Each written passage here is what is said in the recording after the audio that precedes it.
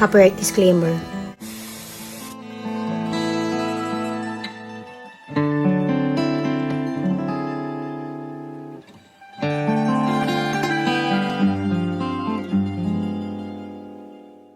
It's amazing how Yahuwah have been bestowing upon Lanu the pieces of the puzzle in order that we may be able to grasp the entire picture.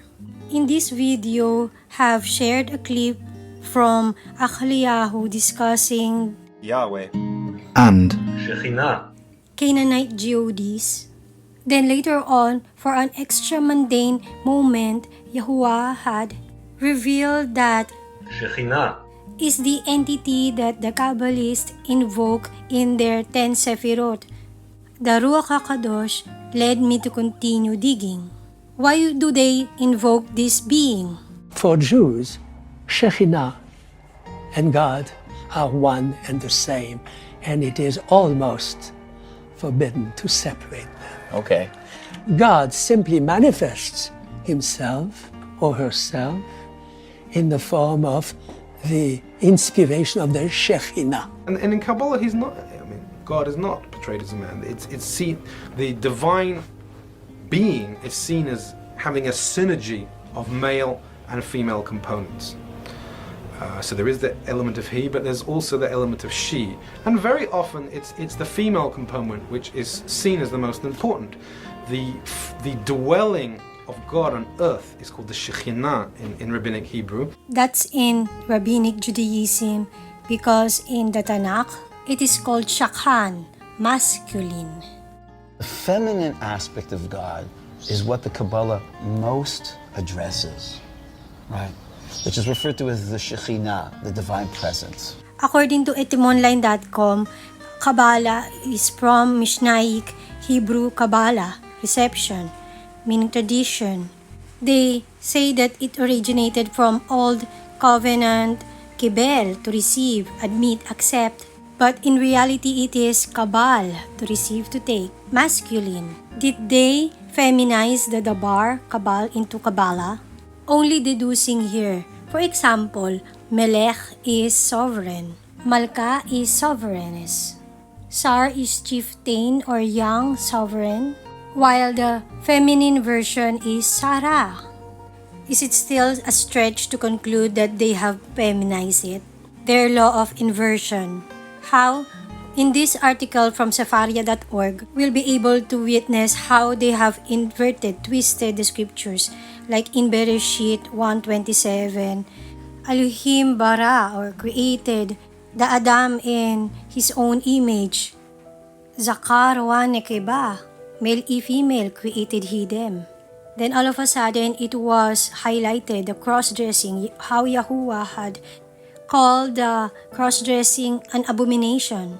Scrolling down, here's what they have twisted it into in the Talmud, what they call the oral law.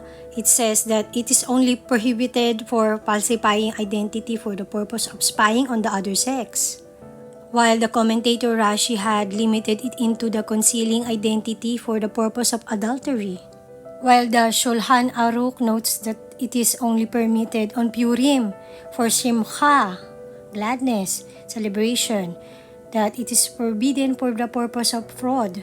This reminds me that on YouTube there's Kabbalistic interpretation of the Book of Esther. Ani didn't listen to it, thinking it might be dangerous.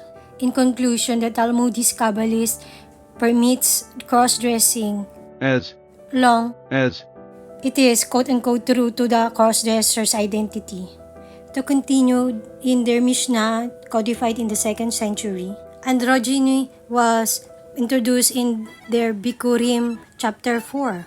A certain Rabbi Meir even differentiated the androgyny from Tumtum, that the Tumtum at times is entirely male, at times entirely female. Their Midrash concludes that the Adam is androgynous, being in the image likeness of the Almighty, even bluntly saying that whether they identify heterosexual, intersex, or something else. Is it even a conspiracy that they're the culprits? It's the world's first occult conspiracy, a dark cabal. Hidden instructions on how to control the world, a source of power to the secret societies, the Masons, the Jews, the Vatican, who manipulate political, economic, and social structures, seducing the masses with childish biblical fantasies in order to enslave us so they can keep their royal lifestyles intact and prevent us from accessing the meaning and purpose of life. Still doubting, their Sefer HaBahir, the Book of Brightness, or the Book of Illumination, was said to have marked the literary debut of Kabbalah, by whom? The Ashkenazic esotericists. What? Kabbalists, Zionists, Freemasons, Jesuits? Vividly, it isn't those who follow the scriptures, because these beliefs, traditions that they have came from Babylonian East. It clearly says here that it's only in the form of commentary, interpretation. By whom? They're Sage. Kabbalists.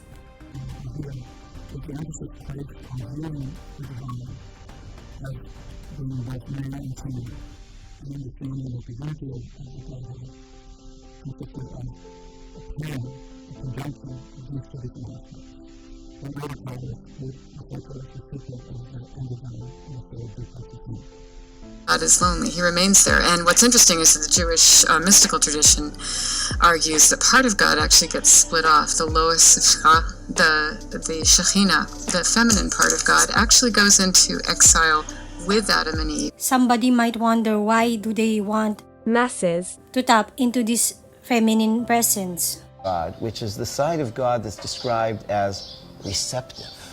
And women actually are masters at receiving. Right? First of all, physiologically, they are built as receivers. Right? They are receiving the seed, and then they know how to hold on to that seed and turn that seed into a human being. Is that really it about receiving? Feminine energy is that energy of being receptive, receiving. Inverting the genders? Men, we have a tendency to be in a rush, okay? We don't know how to be really acceptive and bring into ourselves and allow for what it is that we've received to evolve into its totalness. We tend to be impatient. Male typology has always been aggressive, dominant type of energy. And men need to access their feminine energy more and become less aggressive, less urged to dominate, and see. And the way to do that is to learn from women.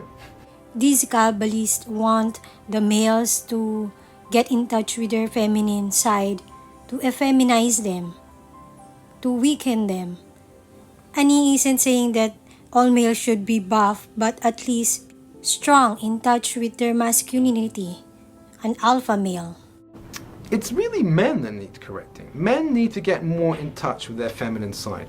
The Kabbalah teaches that we all have a feminine element to us, which is emphasized, without getting into inappropriate stereotypes, but the feminine energy is more predisposed to integration, to mutual understanding, to cooperation. Clearly, they want the males to be more compliant, more controllable, but may they all be strong.